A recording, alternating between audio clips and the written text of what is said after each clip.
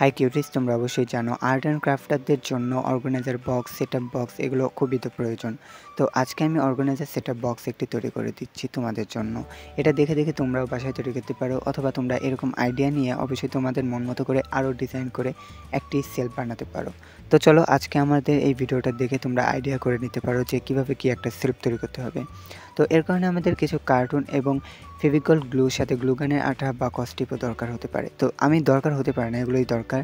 আর তোমরা ব্যবহার করতে পারো ফেভিকল গ্লু, যেটা পরবর্তীতে খুবই হার্ড হবে। আর তোমরা যদি গ্লুগানের আঠা ব্যবহার করো তাহলে তখন খুবই তাড়াতাড়ি আমাদের এই কাজটা হয়ে যাবে, বাট পরবর্তীতে এই গ্লুগানের আঠাটা খুবই নড়বড়ে হয়ে যাবে, যেটা ভেঙে যেতে পারে অথবা নষ্ট হয়ে যেতে পারে এই আমাদের সেলফটা। তবে আমি এখানে যে ফেভিকল গ্লুটা ব্যবহার করছি এটা দিয়ে পরবর্তীতে অনেক হার্ড হবে, যেটা তুমি টেনে খিঁচড়েও ছিঁড়তে পারবে না।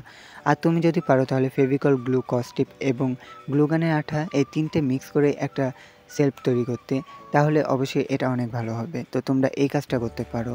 আর যদি নাই করতে পারো তাহলে এই ফেভিকল গ্লুটাই ব্যবহার করবে। তো আমাদের দেখো সেলফটা করা হয়ে গেছে। আর আমি এবার এই সেলফে সাদা কাগজ মুড়িয়ে দেবো, যাতে এটা দেখে মনেই না হয় যে এটা কিসের তৈরি। আর এটা দেখে এখন মনে হচ্ছে যে এটা কিনে আনা, বা এটাকে মনে হচ্ছে না হাতে তৈরি।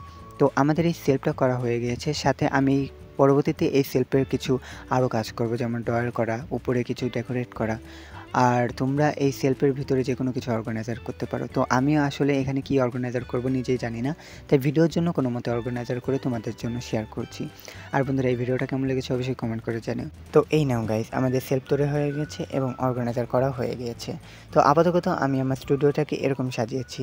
তবে আমার স্টুডিওটাকে আরও ভালো বেটার লুক দেওয়ার জন্য পরবর্তীতে আরও একটি ভিডিও নিয়ে আসবো, যেটা তোমরা দেখতে পারো। তো আজকের মতো এখানেই বিদায় জানাচ্ছি বন্ধুরা, দেখা হবে আবার কোনো নতুন ভিডিওতে। ততক্ষণ ভালো থেকে সুস্থ থেকো এবং আমার সাথেই থাকো। আমার চ্যানেল ওয়েবসাইটগুলো ফলো করে রাখতে পারো। Thank you for watching this videos. Bye by.